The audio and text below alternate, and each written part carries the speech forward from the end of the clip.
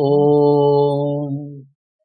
The Light of Truth, Part-19, Chapter-11, Examination of the Religions Prevailing in India, Section-2. It is childish to say that there is no sin in eating meat, drinking wine, and committing adultery. For meat cannot be had without killing animals, and it can never be right to hurt or kill animals without an offense. With regard to drinking wine, it is interdicted everywhere, and nowhere except in the books of Vamamargis has it been allowed. On the other hand, its use has been forbidden in all sacred books. Sexual intercourse with a woman, excepting one's wedded wife, is undoubtedly sinful. He who declares it permissible is indeed himself a great sinner. A king governs his people justly and righteously. This is called Ashwamedha. A learned man gives a free gift of knowledge to the people. This also is called Ashwamedha. Again, the burning of clarified butter and odoriferous and nutritious substances in the fire in order to purify the air is also called Ashwamedha, Shatapat Brahmana. To keep the food pure, or to keep the senses under control, or to make a good use of the rays of the sun, or keep the earth free from impurities clean, is called Gomedha. The cremation of the body of a dead person in accordance with the principles laid down in the Vedas is called Naramedha. Question. The sacrificers assert that the Yajamana and the animals burned in a sacrifice both go to heaven, and also that they bring the animals burned in the sacrifice to life again. Do you think it to be true or not? Answer. No. If it be true that they go to heaven, why should not he, as well as his dear relations, who asserts it, be killed and burnt as a sacrifice and thereby sent to heaven? Or why could they, that is the sacrificer and his relations, not be brought back to life after they have been killed and burnt in the sacrifice?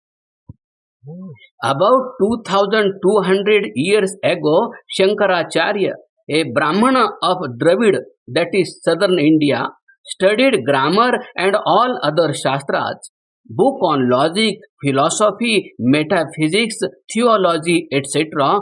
during his student life, and seeing the religious degradation of his country began to soliloquize thus: what a pity! The true theistic Vedic religion has disappeared, whilst the aesthetic Jain religion has prevailed to the great detriment of the people. This, that is the Jain religion, must be put down somehow. Shankaracharya had not only read the Shastras but also the Jain scriptures. He was also a powerful debater. He began to think as to what was the best method of overthrowing Jainism. At last, he came to the conclusion that preaching and holding discussions with the Jainis were the best methods to put down Jainism. With this object in view, he went to Ujjain in central India.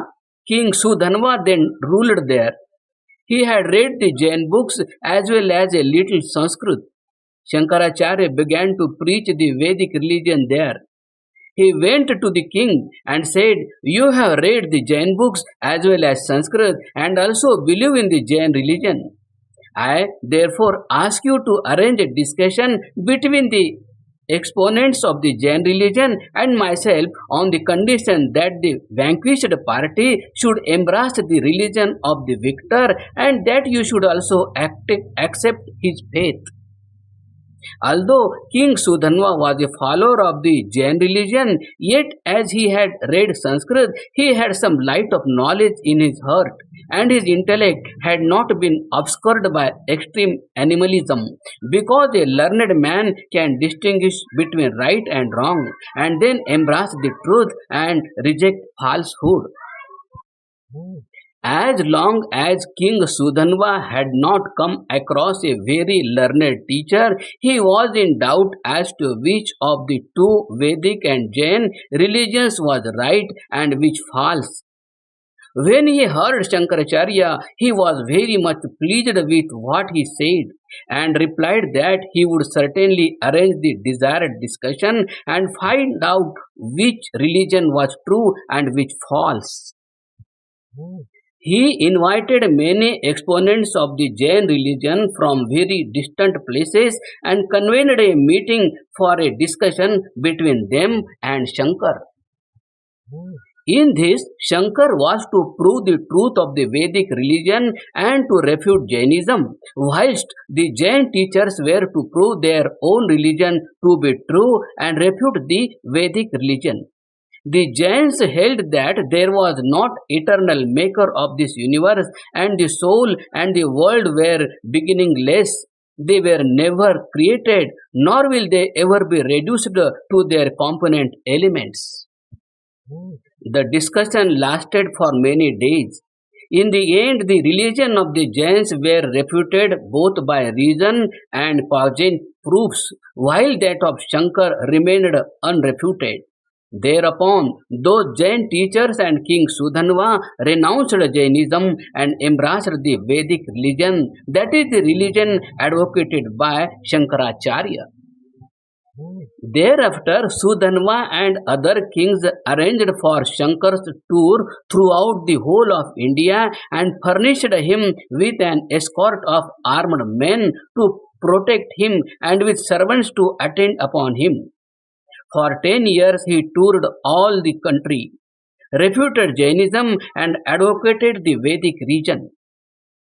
All the broken images that are nowadays dug out of the earth were broken in the time of Shankar, whilst those that are found whole here and there under the ground had been buried by the Jains for fear of their being broken by those who had renounced Jainism.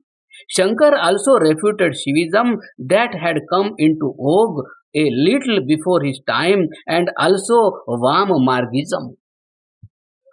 The soul, which is distinct from God, could not be the author of the universe, for being possessed of finite energy and knowledge, it has not the power to build up the cosmos. Hence, the soul is distinct from God. Vedanta Shastra. The soul and God are distinct from each other, as it has been declared by the Upanishads that they are different. Had it not been so, it would not be true that the soul attains bliss through communion with God, who is all bliss, and that God is the object of realization. The soul and God are therefore not identical. Vedanta Darshan. 300 years after Shankaracharya, there flourished in Ujjain a glorious potentate named Vikramaditya. He put sown internecine warfare among the ruling princes of India and established peace. Later on, Raja Bhartrhari acquired some proficiency in poetry and allied branches of literature and in other departments of learning. He renounced the world and abdicated the throne. 500 years after Vikramaditya, there flourished another king called Bhoja. He encouraged the study of Sanskrit grammar to some extent and patronized artistic poetry so much even a shepherd named Kalidas became the author of Raghuvansha. Whoever composed a fine verse and presented himself at his court was richly rewarded and honored. In the reign of Raja Bhoja, some Pandits wrote the Markandeya and the Shiva Puranas and gave out that Vyasa was the author of thereof. When this was brought to the notice of the king, these pandits had their hands chopped off by way of punishment. Further, he issued an order that all works on poetry and other subjects should bear on their little pages the names of the authors and not of sages and seers of yore. This is written in the historical work Sanjivani by Raja Bhoja. This book is to be found with the Tiwari Brahmans of Bhind, a village in the Gwalior state. The Rao Sahib of Lakuna and his minister Ram Dayal Chaube have seen it with their own eyes. It is clearly written therein that Vyasa composed 4,400 verses of the Mahabharata and his pupils added another 5,600. So there were in all 10,000 verses in the original Mahabharata.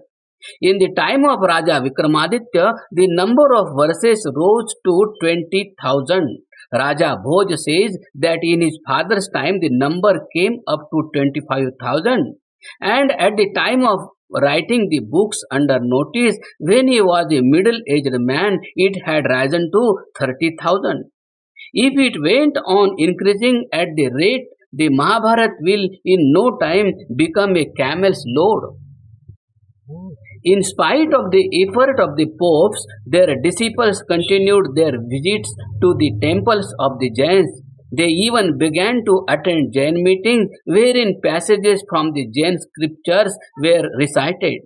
The Jain popes began to invite the followers of the Puranic popes into their nets.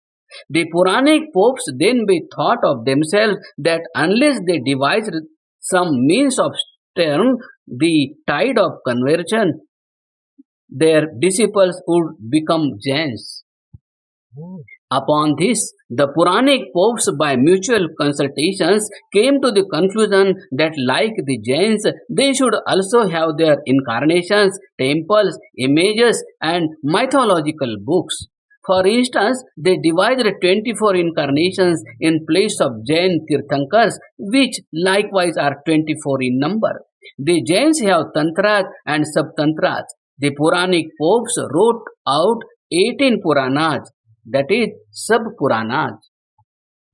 The Shivites had the Shiva Puran and the Shaktas their Devi Bhagavad Puran. So the Vaishnavites their Vishnu Puran.